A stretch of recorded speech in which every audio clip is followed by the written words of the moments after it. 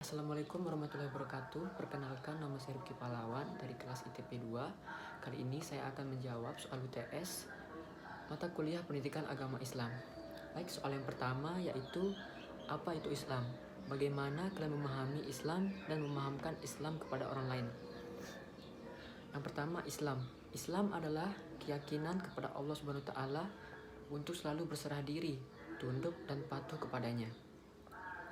Cara memahami Islam bisa dengan membaca dan mempelajari Al-Quran dan hadis, mempelajari sejarah Islam, mengamalkan nilai-nilai Islam dalam kehidupan sehari-hari.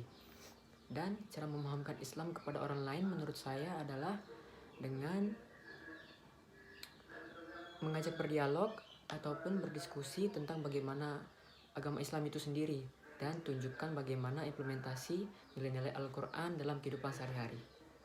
Baik, soal selanjutnya, bagaimana kalian membuktikan kalau Islamlah agama yang benar dan agama yang diterima di sisi Allah Subhanahu wa taala?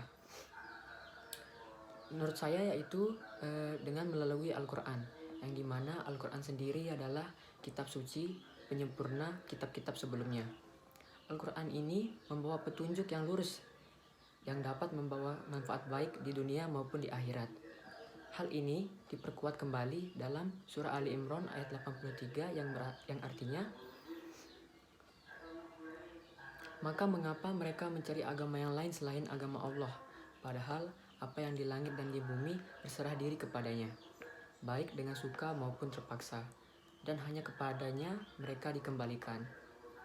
Soal selanjutnya, bagaimana kalian membuktikan bahwa Tuhan itu ada? Dan sebutkan dalil-dalil Al-Quran maupun hadis bahwa Allah Subhanahu wa taala lah zat yang patut disembah. Baik, menurut saya keyakinan tentang Tuhan itu tidak bisa kita yakini melalui seruan seseorang, melainkan dengan akal dan pengalaman dari orang itu sendiri. Contohnya seperti sebuah kejadian yang sebab akibat, yang dimana kita semua tahu ada sewaktu-waktu semua kehidupan di dunia ini akan lenyap. Bayangkan jika orang tua kita hidup sekitar 80 tahun, kakek kita sekitar 90 tahun, dan kakek dari kakek kita 100 tahun. Mau berapapun umurnya, nenek moyang kita ini pada akhirnya akan meninggal kan? Nah, jika ditelusuri secara terus, akhirnya kehidupan itu akan kembali ke manusia pertama.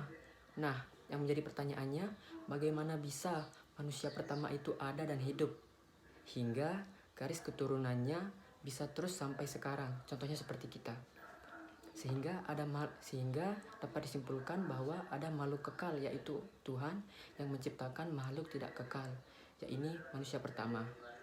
Nah, hal ini makin ditegaskan dalam Al-Quran surah Al-Baqarah ayat 21 yang artinya, wahai manusia, sembahlah Tuhanmu yang telah menciptakan kamu dan orang-orang sebelummu agar kamu bertakwa.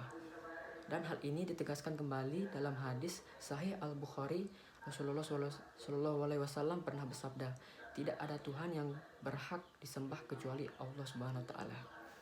Soal selanjutnya, mengapa Allah menjadikan manusia sebaik-baik makhluk? Nah, karena Allah Subhanahu wa taala memberikan manusia akal untuk berpikir dan berkehendak sendiri. Dengan akal berpikir dan berkehendak sendiri ini, manusia bisa menjadi makhluk yang lebih baik ataupun sebaliknya. Dan juga Allah Subhanahu wa taala memberikan kemampuan untuk beribadah, yang dimana kemampuan ini merupakan bisa menjadi sarana untuk kedekatan dengan Allah melalui peribadatan, yang merupakan tujuan utama penciptaan manusia dalam pandangan Islam. Baik, soal yang kelima, sebagai seorang mahasiswa muslim, bagaimana kalian berkontribusi menyebarkan nilai-nilai Islam di kampus dan di lingkungan tempat tinggal kalian sesuai dengan keilmuan kalian? Baik, menurut saya yang pertama yaitu berperilaku dan berakhlak yang baik, seperti berinteraksi sosial yang baik, selalu bersikap jujur, bertoleransi, dan kerja keras, sehingga bisa menjadi contoh yang baik bagi sesama dalam lingkungan kampus maupun di rumah. Nah, selanjutnya mengikuti aktivitas keagamaan seperti pengajian, diskusi, maupun kegiatan amal. Soal yang keenam, apa yang dimaksud dengan ibadah mahdoh dan goiru mahdoh? Dan apa tujuan dari kedua jenis ibadah tersebut? Baik, ibadah mahdoh adalah ibadah khusus atau ibadah yang telah ditentukan oleh Allah Subhanahu wa taala, yang dimana ibadah mahdoh ini maksud penerapannya tidak dapat dicerna oleh akal manusia, dan sedangkan gohri mahdoh adalah ibadah umum yang bisa dicerna oleh akal manusia. Tujuan ibadah mahdoh adalah memenuhi perintah Allah dan mendekatkan diri kepadanya sehingga kita mencapai sebuah ketakwaan. Sedangkan tujuan ibadah gohri mahdoh adalah sebagai amalan untuk mencari ridho dan pahala dari Allah Subhanahu wa taala. Baik, soal yang terakhir, bacakan 3 doa yang biasa kalian baca setelah sholat. Yang pertama yaitu beristighfar selama 3 kali dengan bacaan Astaghfirullahalazim allazi la ilaha illallah wal hayyul qayyum wa atubu ilaih. Yang kedua yaitu doa orang tua yang dimana bacaannya yaitu Rabbighfirli wali walidayya warhamhuma kama rabbayani shaghira.